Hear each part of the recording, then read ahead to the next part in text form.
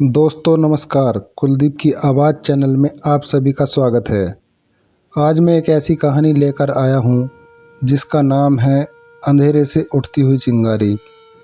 रात के अंधेरे में काली माँ चिल्ला रही थी और आसमान भी गूंगा हो गया था। पर उस वीरान खामोशी में एक कदम गूंजा, धम। फिर एक बार और हुई धम धम, जैसे धरती भी उसकी चाल से कांप उठी हो। उसका नाम था वीर और उसकी आंखों में आग थी। वो सिर्फ चल नहीं रहा था, वो समय को चीरता हुआ बढ़ रहा था। हर कोई कहता था तू नहीं कर सकता, तुझसे न हो पाएगा, लेकिन वीर ने ठान लिया था या तो मंजिल को बदल दूंगा या फिर खुद को मिटा दूंगा। उसका सफ़र आसान नहीं था, पहाड़ों से ऊंचा हौसला चाहिए था और वीर के सीने में वही ज्वाला जल रही थी। उसके हाथों में छाले थे पर उसकी आंखों में सपने नहीं टूटे थे। उसने हार देखी थी, ठोकरें खाई थीं, मगर हर बार वो गिरा नहीं। वो उठा और पहले से दोगुने जोश के साथ दौड़ा। चारों ओर आग थी, लपटें नहीं। इच्छाओं की, जुनून की, पिघलते हुए हौसलों की आग। बीच मैदान में खड़ा था वीर, सीना तान कर, आंखों में बिजली लिए। सामने थे 10 योद्धा दहाड़ते हुए, लोहे के अस्त्रों से लैस। पर वीर के हाथ खाली थे। सिर्फ एक चीज थी उसके पास, इरादा। किसी ने कहा लोहे से बना है तू। वीर ने जवाब दिया, लोहे से नहीं, लावा हूँ मैं, जलाऊंगा भी और गाड़ूंगा भी। पहला बार आया, सोलों की तरह तेज। वीर झुका नहीं, सीधा सीने पर खाया। खून गिरा पर मुस्कान नहीं। दूसरा बार पीठ पर, लेकिन वीर की पीठ झुकी नहीं, वो और तन गया। तीसरा बार जमीन पर गिराया, लेकिन वीर उठते हुए बोला, मैं वो तूफान हूँ जो गिरकर भी आगे बढ़ता है। अब बारी वीर की थी। उसने अपनी चोटों को हथियार बनाया और अपने दर्द से शक्ति ली। हर एक बार में उसकी चीख थी, पर हर चीख में आग थी। और वो 10 योद्धा एक एक करके जमीन चाटने लगे। जब धूल हटी तो मैदान में खड़ा था सिर्फ एक वीर, और उसकी सांसें भी जैसे कह रही थीं, ये था मेरा लोहे का इम्तिहान, अब लड़ाई शुरू होती है। वीर के सामने खड़ा था सम्राट रणधीर, लोहा, लहू और लालच का शहंशाह। उसके पीछे थी एक सेना, इतनी बड़ी कि उसकी पैरों की गूंज से मैदान थर्रा उठे। रणधीर ने गरजते हुए कहा, तेरे जैसे एक अकेले को क्या लगता है, तू इस साम्राज्य को हिला देगा? वीर की आंखों में शांति थी, लेकिन वो शांति नहीं, तूफान से पहले की खामोशी थी। उसने धीरे से कहा, मैं एक नहीं, मैं 10,000 जख्मों की आग हूँ। तेरे जैसे 1000 आए हैं, लेकिन मेरी जिद से कोई बचा नहीं। और तभी ढन ढन ढन की आवाज़ आई। युद्ध का नगाड़ा बजा, गगन में शंख गूंजा। धरती ने अपना श्रृंगार किया। रक्त और रोशनियों से वीर ने अपनी मुट्ठी भींची और जैसे ही तलवार उठाई, पूरी फौज में हलचल मच गई। एक अकेला योद्धा, पर उसकी छाया 100 पर भारी थी। युद्ध सिर्फ हथियारों से नहीं, हौसलों से लड़ा जाता है, और वीर का हौसला ब्रह्मास्त्र था। तलवारें टकरा रही थीं, ढालें चटक रही थीं, और हर चीख हवा में एक नई मृत्यु राख को जन्म दे रही थी। बीच मैदान में वीर खड़ा था, लेकिन अब वो वीर नहीं था, अब वो रुद्र था। उसकी आंखों में धधकती ज्वाला थी, जैसे ब्रह्मांड का हर रोज उसके अंदर समा गया हो। उसके हर बार में आग थी और हर चीख में भूकंप। वो दौड़ता नहीं था, वो बिजली की तरह कड़कता था। एक सैनिक ने उस पर वार किया। वीर ने उसकी तलवार को नंगी मुट्ठी से थाम लिया और दहाड़ते हुए कहा, मुझे मारने आया था, पहले खुद को बचा ले। और अगले ही पल वो सैनिक जमीन पर धूल बन चुका था। चारों तरफ रणधीर की सेना थी, हजारों की गिनती में, पर वीर एक एक को पैसे काट रहा था, जैसे बवंडर सूखी टहनियों को उड़ा देता है। खून से उसका बदन रंगा जा चुका था, पर वो रुका नहीं, झुका नहीं। किसी ने कहा, ये इंसान नहीं है, ये खुद यमराज है। वीर गर्जा, मैं यम नहीं, मैं रुद्र हूँ। जिस दिन गुस्सा आया उस दिन खुदा भी नीचे उतर गया। रणभूमि पर वीर का रुद्र रूप देखकर दुश्मनों की टांगें कांपने लगीं। वो जीत नहीं रहा था, वो इतिहास लिख रहा था। युद्ध के बाद धूप झुकी थी, धूल छटी थी और मैदान पर सिर्फ लहू का इतिहास लिखा गया था। चारों तरफ पसरा था सन्नाटा, ना शंख ना नगाड़ा, केवल एक योद्धा खड़ा था लहूलुहान। वह अडिग वीर था, उसने रणधीर को हराया नहीं, मिटा दिया था। पर उसकी आंखों में जीत नहीं थी, वहाँ ज्वाला थी जो और कुछ मांग रही थी। तभी उसने मुट्ठी भींची और चिल्ला उठा, ये तो सिर्फ शुरुआत थी।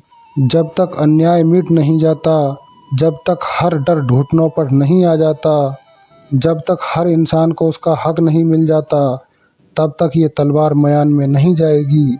उसने अपनी रक्त से सनी तलवार को आसमान की ओर उठाया और बोला, मैं वीर आज से प्रण लेता हूँ।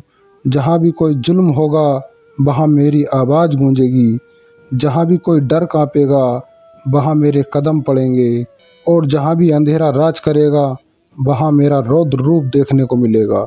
आकाश गरज उठा जैसे खुद देवता इस प्रण को सुन रहे हों। धरती थर्राई जैसे खुद वक्त कह रहा हो, एक युग बदलने वाला है। किस्मत एक और इम्तिहान लिखती है। अब आएगा वो जिसका नाम लेते ही हवा रुक जाए, जिसके आने से आग भी थम जाए। एक और भयानक दुश्मन का आगमन हुआ जिसका नाम था कालांगनी। उस रात आसमान काला नहीं था, कहर से रंगा हुआ था।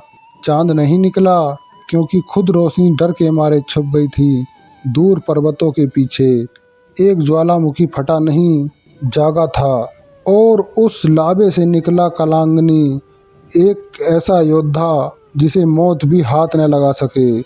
ना वो जिंदा था ना मरा, वो शुद्ध नफरत से बना था।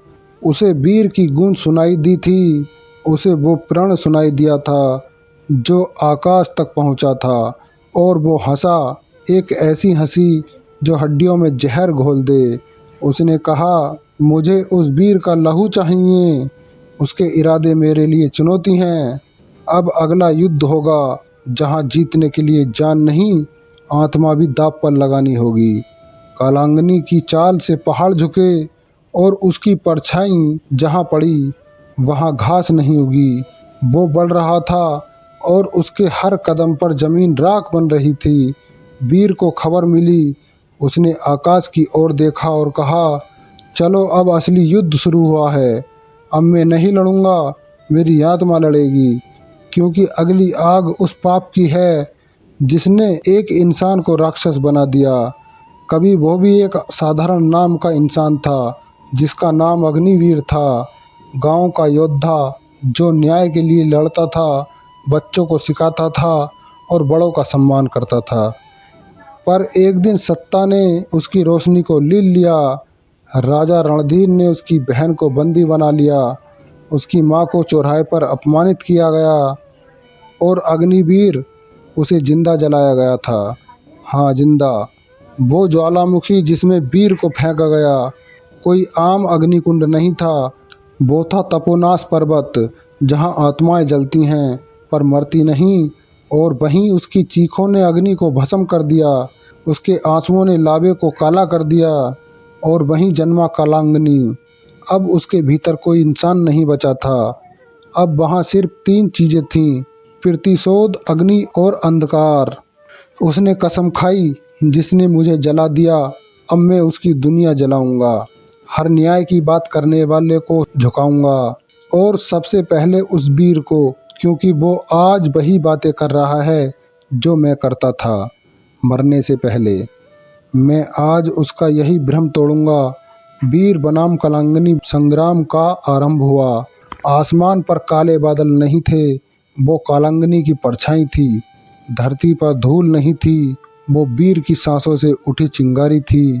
दोनों आमने सामने, कालांगनी राक्षसी अग्नि का अवतार और वीर मनुष्यता का अंतिम मददगार। कालांगनी की आवाज़ गूंजती नहीं, आग उगलती थी। मैं तुझे नहीं मारना चाहता वीर, मैं तुझे तोड़ना चाहता हूँ, ताकि तू भी जान सके कि न्याय सिर्फ किताबों में होता है। वीर ने शांति से उत्तर दिया, पर उसकी आवाज़ में अडिगता की तलवार थी। और मैं तुझे नहीं हराना चाहता कालांगनी, मैं तुझे तेरे भीतर छुपे इंसान से मिलवाना चाहता हूँ। क्योंकि तू मरा नहीं था, तू भटका था। अगले ही पल बिजली कड़कती है, कालांगनी लपकता है जैसे ज्वालामुखी फट पड़ा हो। वीर अपनी तलवार घुमाता है, हर बार में चिंगारी की चमक थी। घट घट की आवाज़ें, तलवारें टकराती हैं और हवा तक कांपने लगती है। पर यह सिर्फ बाहरी युद्ध नहीं था। वीर हर बार में कालांगनी से सवाल पूछता था, क्या तुझे याद है तेरी माँ की वो माला? क्या तुझे याद है बच्चों की हंसी जिन्हें तू सिखाया करता था? कालांगनी के हाथ कांपते हैं, उसके बार धीमे पड़ते गए। उसके भीतर का इंसान चीखता है, कालांगनी, ये क्या अनर्थ करने जा रहा है? अपने भीतर की आवाज़ सुनकर वह हताश हो गया।